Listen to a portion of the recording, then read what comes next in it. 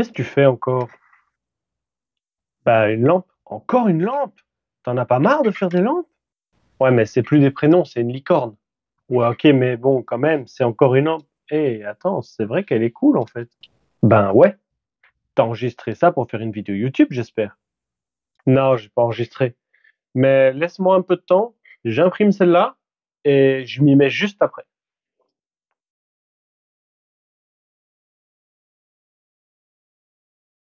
Allez, c'est parti, on va voir comment faire une lampe à partir d'un SVG. On va simplement taper Pikachu SVG et ici on a évidemment plein de possibilités. Une des manières de chercher, c'est d'aller dans les images et de sélectionner par ici. Il faut savoir que lorsqu'on utilise un SVG dans Fusion, c'est parfois un petit peu capricieux, donc il est très important d'avoir un SVG de qualité qui ne va pas avoir trop de contours ouverts.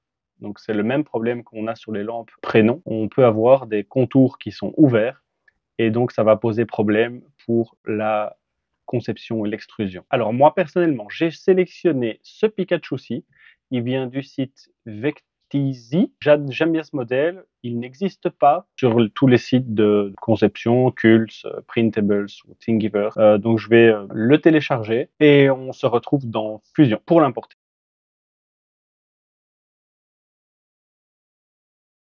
On se retrouve sous Fusion. On va maintenant importer notre SVG. Donc on va créer une nouvelle esquisse et on choisit un plan. Moi je vais prendre le plan bas. On va maintenant insérer un SVG. Vous pouvez aussi le faire avec des DXF. Insérer à partir de mon ordinateur. Et ici, j'ai le fichier que j'ai renommé Pikachu Casquette. Donc vous voyez que la taille du fichier peut varier très fort. Ici, on est à presque 50 cm de haut, ce qui est beaucoup trop grand. Donc ce que je vais faire, c'est que pour me faciliter la tâche, je vais d'abord tracer la taille de mon plateau. Pour cette conception, je vais partager le fichier dans la description de la vidéo. Donc je vais partir sur un plateau standard, type Ender 3 ou Bamboo Lab. Donc je vais tracer un rectangle de 220 par 220 et je vais faire rentrer la lampe dans cette zone-ci. Ça permettra que cette lampe soit imprimable par la plupart des personnes. J'insère maintenant mon SVG que je sélectionne et maintenant il faut le redimensionner pour que ça rentre dans ce plateau. Alors il faut tenir compte qu'on va faire un boîtier autour et qu'on va ajouter quelques millimètres. Donc ici je pense qu'on sera plus ou moins bon. Je vais peut-être mettre à 0,99%, comme ça je réduis encore un tout petit peu. Voilà. Je peux maintenant supprimer mon rectangle. Maintenant je suis sûr que ma lampe va rentrer sur mon plateau de 220 mm.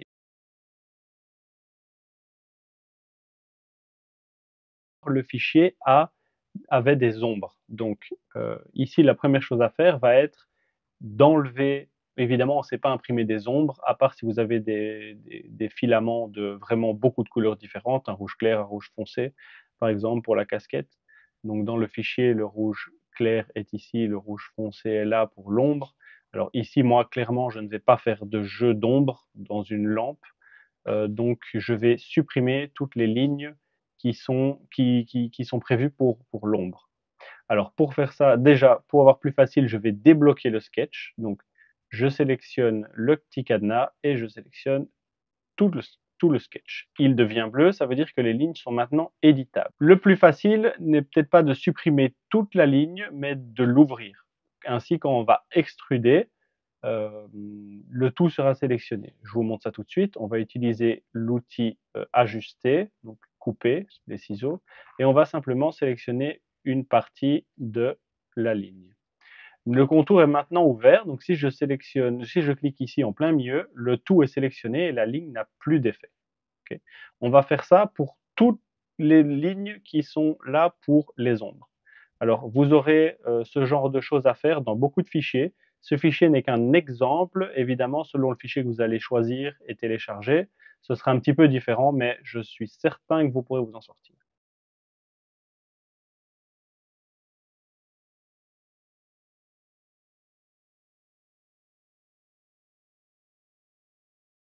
Alors maintenant, on peut voir que le fichier a des petites imperfections.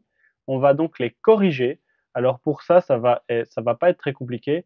On voit par exemple ici que cette ligne noire ici, si je sélectionne ça, devrait continuer ici. On voit que c'est interrompu. On va simplement le redessiner avec l'outil Splitline. Quand vous utilisez l'outil Splitline, je vous conseille de toujours prendre quelques points avant la ligne que vous voulez tracer et après. Ça permettra de lisser la courbe.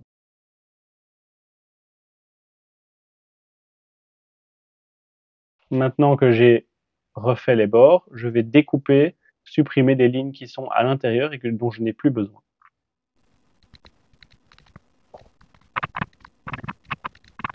Je vois maintenant que si je clique ici, j'ai mon contour qui est en un seul morceau.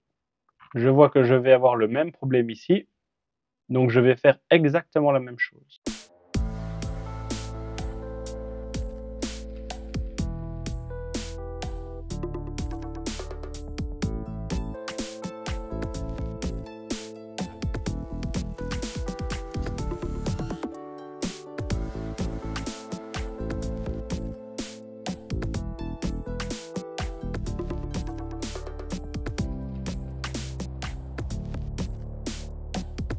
Voilà, on voit tout de suite qu'on a quelque chose de beaucoup plus propre et de plus continu. Ça évitera d'avoir des coupures dans nos lignes. Alors évidemment, vous devez faire ça pour tout le design. Vous allez devoir malheureusement vérifier que le SVG est cohérent. Et une fois que ça, ce sera fait, on pourra passer à l'extrusion.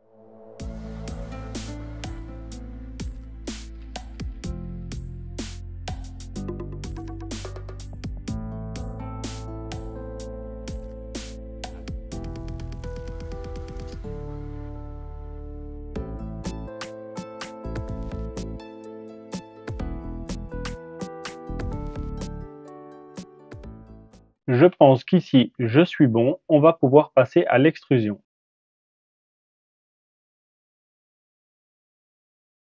On va commencer par faire la face avant. Donc la pièce sera un boîtier sur lequel on va venir clipser la face avant. Cette face avant s'imprimera à plat et sera d'une pièce. Il faudra donc l'imprimer en multicouleur. On va donc extruder tous les corps séparément. Ils resteront des corps séparés jusqu'au bout et je vous montrerai dans le slicer comment les importer correctement. Je vais commencer par la couleur noire. Donc je vais d'abord sélectionner les bords.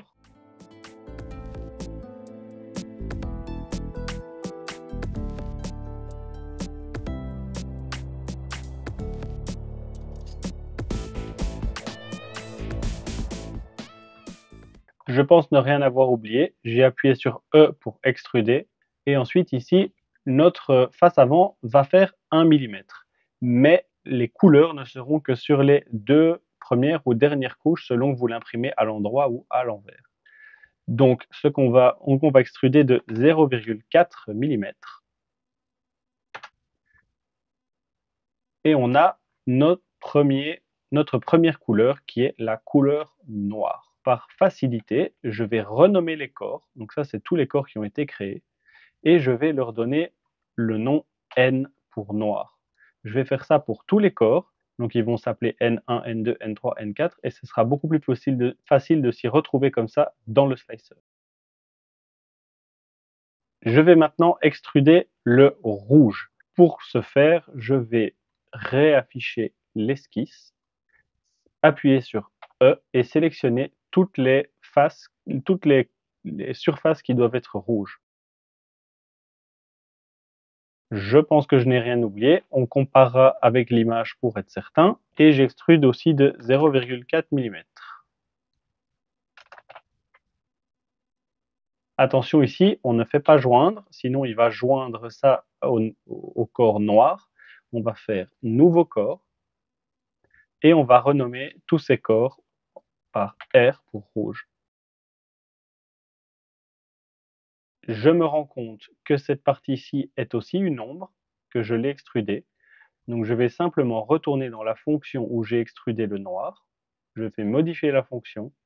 Je vais maintenir la touche CTRL et désélectionner cette partie que j'ai extruder en trop. Je relâche, je fais OK et fusion recalcule tout le reste. On va maintenant faire le blanc. Le principe est le même. On tape sur E pour extruder et on sélectionne tout ce qui doit être blanc.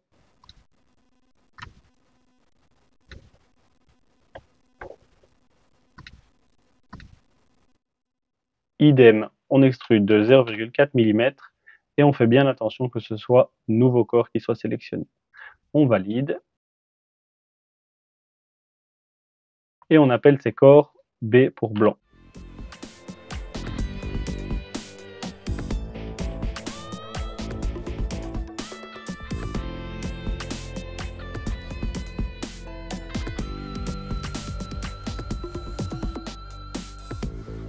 J'ai oublié un corps qui doit être rouge, je vais le sélectionner. E pour extruder, 0,4, toujours nouveau corps, OK, et celui-là va être rouge aussi. Maintenant, le dernier corps doit être gris, toujours la même chose, E pour extruder, je sélectionne tous les morceaux qu'il me reste, et j'extrude de 0,4.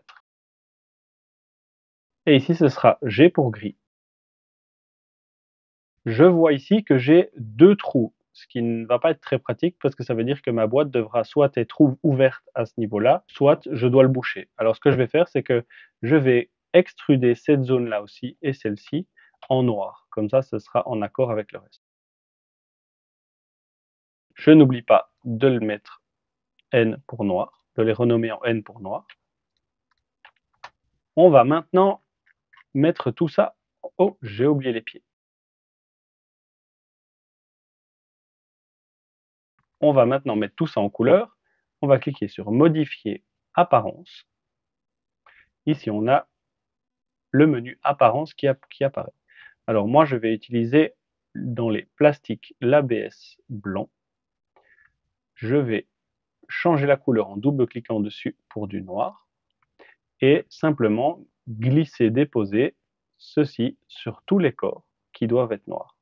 Alors pour plus de facilité, vous pouvez faire une sélection multiple de tous les N et ensuite glisser le noir sur ceci. Tous vos corps sont noirs, à part quelques-uns que apparemment j'ai oublié, genre celui-ci, et je l'ai mis en rouge. Il ne doit pas être rouge, il doit être en noir.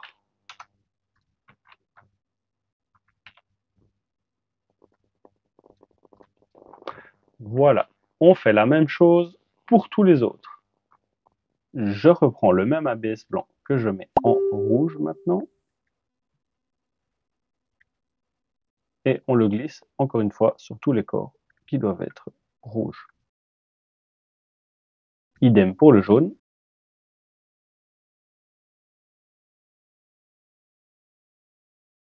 Et enfin le blanc.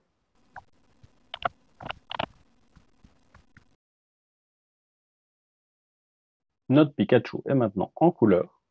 Je vais cacher l'esquisse. Alors je vois ici que j'ai un petit souci dans le SVG que je n'ai pas corrigé avant. Donc je vais simplement cliquer sur la partie rouge. Ainsi, je peux trouver dans quelle partie de mes modifications j'ai extrudé cette partie-là. Je vais faire un clic droit dessus, modifier, maintenir la touche CTRL et sélectionner la petite partie qui n'a pas été extrudée. Ensuite, je fais OK et fusion recalcule tout le reste. Ma face avant est presque prête. Il nous faut maintenant rajouter une épaisseur de 0,6 mm pour que la face avant fasse environ 1 mm. Pour cela, je vais me déplacer sur l'arrière de notre face et créer une esquisse sur le bord noir. Je vais terminer l'esquisse et simplement sélectionner le tout. Appuyer sur E pour extruder de 0,6. Attention que ça doit de nouveau être un nouveau corps. Cette partie, ce nouveau corps sera imprimé en blanc. Je vais donc aussi le renommer en B, ainsi que changer sa couleur.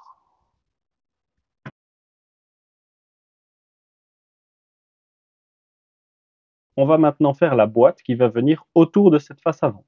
Pour faire cela, on va faire un nouveau sketch sur notre face arrière. On va sélectionner l'arrière de notre face avant, appuyer sur E pour extruder et 30 ou 35, moi je vais faire 30 mm. Attention, ne fait pas joindre, il faut de nouveau un nouveau corps. On va cacher tous nos corps de la face avant. On les sélectionne tous, on appuie sur V. Il ne nous reste que notre futur boîtier. On sélectionne la face du dessus. On va utiliser l'outil coque. Attention, on fait une coque vers l'extérieur. Et moi, je vais faire une coque de 2 mm. Je vais même faire 2.2. Parce qu'on doit, attention, parce qu'on va devoir rajouter une tolérance pour pouvoir emboîter la face avant dans le boîtier. Donc maintenant, notre face avant arrive exactement à cet endroit-ci. Donc on va devoir faire un offset et une petite découpe dans la paroi du boîtier. Donc on va faire une nouvelle esquisse sur le dessus. On va sélectionner la paroi intérieure et faire un offset de 0,2 mm si on veut une tolérance de 0,2 mm. On va sélectionner. Alors là, j'ai un petit problème, c'est que mon contour n'est pas fermé. Donc maintenant, c'est une bonne occasion pour vous montrer comment on va gérer la chose. Alors parfois, vous avez simplement un des points noirs ici qui est blanc. Dans ce cas-là, c'est super facile. Il va vous suffire de juste fermer ce point blanc. Donc ici, je ne sais pas très bien d'où ça vient, malheureusement, donc je vais devoir chercher. Donc pour ça, je vais simplement tracer des lignes et voir d'où ça vient.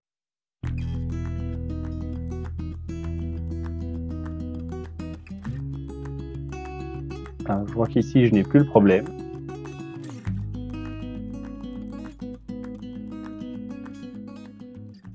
Je vois que un des problèmes vient de cette section-ci.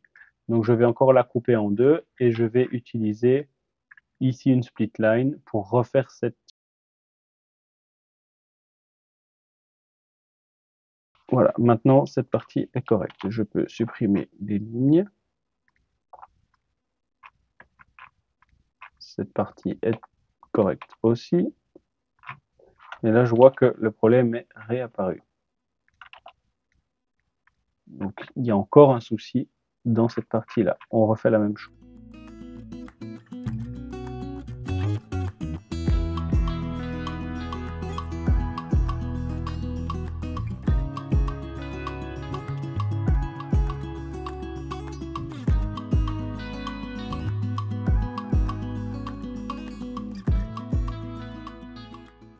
Normalement, maintenant, tous mes contours devraient être fermés. Donc, je vais simplement supprimer mes lignes de construction que j'ai rajoutées. Je dois pouvoir maintenant sélectionner l'intérieur. Voilà. J'appuie sur E pour extruder et je fais ça jusque dans le fond. Donc, je vais cacher mon esquisse et sélectionner le fond. Voilà, couper. J'ai maintenant ma tolérance de 0,2. Alors maintenant, j'ai besoin d'un support pour faire venir poser la face avant. Donc je vais faire la même chose, mais à la place de supprimer de la matière, je vais en ajouter. Donc je fais un sketch sur le fond et je fais un offset du périmètre intérieur, disons 0,5 mm. Il faut savoir que vous n'avez pas besoin d'une grosse épaisseur ici, c'est simplement pour venir faire poser la face avant dessus. Si vous voulez faire une plus grande surface pour venir la poser dessus, il n'y a pas de problème, mais de toute façon, je vous conseille de venir la coller. Alors, vous la sélectionnez, on fait E pour extruder jusqu'au dessus et on a nos 30 mm et alors on va retirer. La face avant fait 1 mm. Pour avoir une petite marge, on va mettre moins 1,2. Cette zone est en retrait de 1,2 mm par rapport au dessus de notre boîtier. On va maintenant prévoir un petit trou pour pouvoir faire passer notre ruban LED Je vais simplement le mettre ici au milieu, donc je vais créer un sketch sur le fond. On va faire un cercle de 13 mm. Je vais utiliser le même passage de vis que pour les lampes en prénom. Je vous mettrai évidemment le lien en commentaire. Je sélectionne le rond, je fais E pour extruder et je sélectionne l'arrière pour faire un trou qui le transperce tout à fait. Notre lampe est maintenant faite. Reste à choisir la couleur de ce corps. Faire ce choix, je vais prendre un aperçu global. Je vais tout resélectionner. Appuyer sur V pour tout réafficher. Et maintenant, nous devons choisir la couleur. À mon avis, la couleur noire sera la plus adaptée. On pourrait essayer en jaune, mais je ne suis pas trop convaincu. Quoi, les deux sont valides. Alors moi, je vais le faire en noir. À vous de voir quelle couleur vous préférez.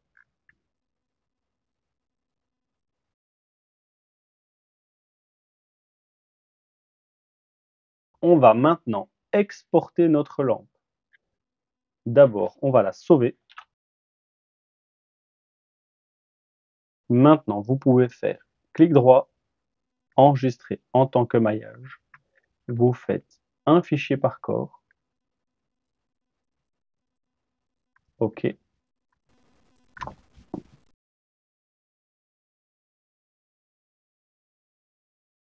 On se retrouve sur Orca Slicer afin de slicer notre lampe. Je trouve que c'est un slicer qui est très bon pour l'instant. Il est bourré de super options. Je vous le conseille. Alors, je suis ici avec mes fichiers. J'ai d'abord le corps principal que je vais importer. Vous voyez que mon plateau est beaucoup plus grand, donc moi, je vais l'imprimer à 145% et je mettrai le fichier disponible aussi. Pour redimensionner, je vais simplement utiliser l'échelle. Je ne vais pas utiliser une échelle uniforme pour tous les axes, car je n'ai pas envie de changer le Z. Donc je décoche cette case. Je vais mettre 145% en X et en Y. Pour imprimer cette pièce, je vous conseille d'avoir une hauteur de couche de 0,25. Vous pouvez faire du 0,2 si vous voulez, mais la hauteur de couche n'est pas très importante pour le boîtier. Vous pouvez même y aller à 0,3 ou 0,32 selon votre imprimante. Moi, je vais faire ça en 0,25. Pour ce qui est du nombre de parois, on va en mettre, ça sert à rien d'en mettre trop, on va en mettre 3. Et le nombre de couches dessus et dessous, je vais en mettre 3 aussi. On va aussi changer le remplissage à, disons, 7,5%, c'est plus que suffisant. Et on peut slicer notre pièce ainsi que l'imprimer. J'oubliais, j'ajoute aussi la vis que j'utilise pour toutes mes lampes afin de faire passer le ruban LED par le trou. Comme j'ai augmenté la taille de tout le Pikachu à 145%, je vais faire de même, cette fois-ci uniforme pour cette pièce-ci. On peut maintenant préparer la suite, donc le cache qui va venir couvrir la boîte. Alors pour ça, je vais créer un nouveau plateau. Pour importer mes fichiers, je vais juste tous les sélectionner à part le premier qui est le boîtier et les glisser dans Orca Slicer. Il va alors vous poser quelques petites questions. Il détecte qu'il y a des STL qui sont de petite taille. Il demande si il faut plutôt les convertir en millimètres plutôt qu'en mètres comme il y a dans le fichier STL. Évidemment, vous dites non, sinon on va se retrouver avec des pièces agrandies. Donc on dit non pour tout. Et ensuite, il nous demande, comme il y a plusieurs STL importés, vous allez dans le Machine G-Code. Ici, vous avez votre G-code de démarrage qui est propre à votre imprimante. Vous avez le G-code de fin, mais un petit peu plus bas, la chose intéressante est celle-ci. G-code de changement de filament. Alors, moi, c'est le software de l'ERCF qui va faire le changement du filament automatiquement. Si vous voulez faire le changement du filament manuellement, vous pouvez remplacer ceci par le G-code qui va vous permettre de changer le filament. Ça peut simplement être M600 par exemple. Là, si vous faites un M600, votre imprimante, si elle prend la commande G-code M600 en charge, va faire une pause et va vous demander de changer le filament. Alors, c'est très pratique parce que du coup, enfin, non, le changement de filament est manuel, mais la pose sera automatique. Donc, il va imprimer toute une couleur sur une couche pour ensuite faire une pause, il va s'arrêter, vous devez changer le filament, faire reprendre et ça va continuer. Donc, même sur une imprimante qui n'a pas de changement de couleur automatique, vous pouvez faire cette impression. La raison pour laquelle je ne fais la couleur que sur 2 couches, c'est pour avoir le moins de changements manuels à faire. Donc ici, j'ai 4 couleurs, donc vous aurez, si je suis correct, ah oui, donc c'est indiqué ici, vous aurez 9 changements de filament à faire. Si je slice, ici, vous aurez 9 changements de filament à faire. C'est pas la mort, donc même avec une imprimante sans multimatériel, vous pouvez réaliser une impression comme celle-ci. J'imprime tout ça et on se retrouve une fois qu'on a tout ça en main.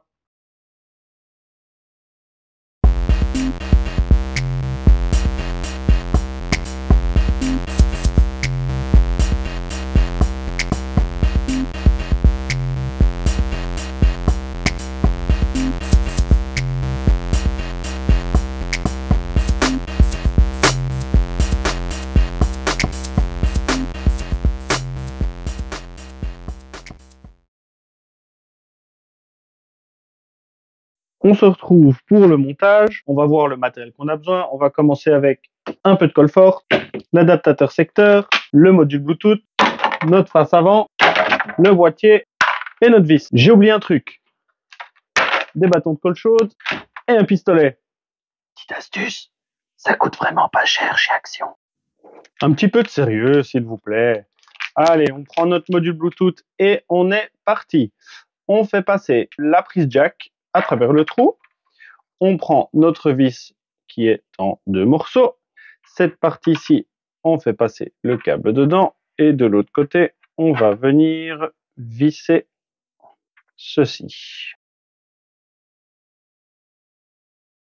Ce qui nous permet d'avoir d'un côté le contrôleur à l'intérieur, de l'autre côté la prise qui ressort.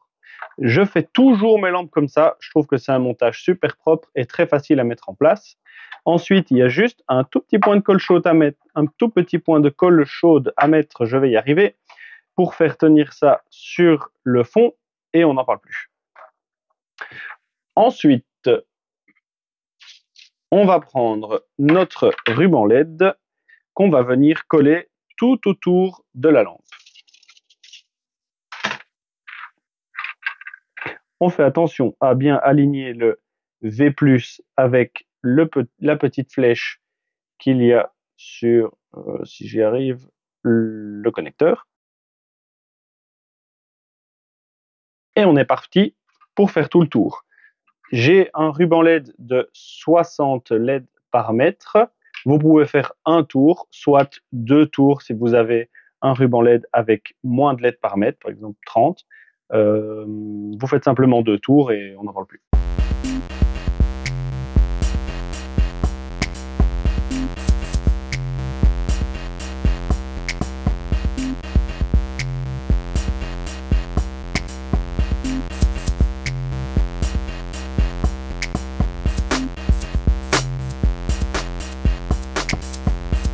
Quand vous arrivez au bout, évidemment, vous ne coupez pas votre ruban LED n'importe où.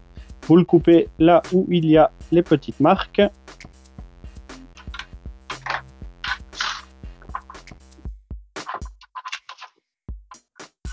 Et on est bon.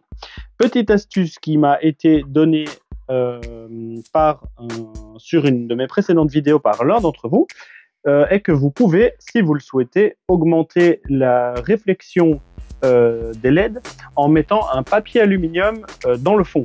Alors vous pouvez le découper, mettre un petit peu de colle, le coller au fond. Ça permettra de mieux réfléchir la lumière et d'avoir une lumière plus forte des LED. Alors moi je ne vais pas le faire ici parce que jusque maintenant j'en ai pas trop vu d'utilité. Je trouve que les lampes sont bien assez lumineuses comme ça. Donc je vais laisser ça comme ça pour l'instant. Alors pour ceux dont c'est la première fois, je vous conseille de ne pas laisser ça comme ça. Donc ces rubans LED en général, si vous les achetez sur AliExpress ou même sur Amazon, en fait de toute façon c'est les mêmes. Souvent ça colle pas très bien. Alors ça donne l'impression de tenir là tout de suite, mais avec le temps ça va un petit peu se défaire. Donc ce que je vous conseille, c'est de faire chauffer votre pistolet de colle chaude, évidemment, je l'ai déjà fait, et d'aller mettre un petit point de temps en temps, tous les 5-6 cm, histoire de s'assurer que le ruban LED tiendra bien dans le temps.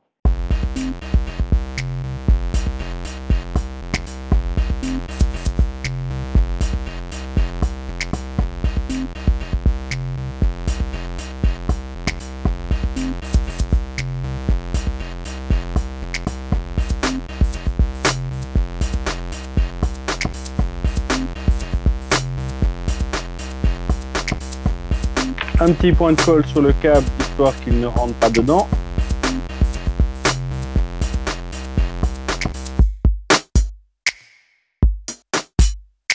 Et il est maintenant temps de fixer la face avant.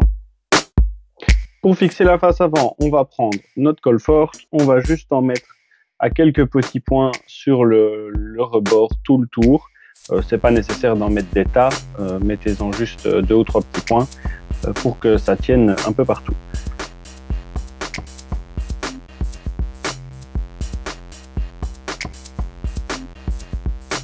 On maintient ça en place le temps que la colle sèche et prenne, et on peut brancher ça et admirer le résultat.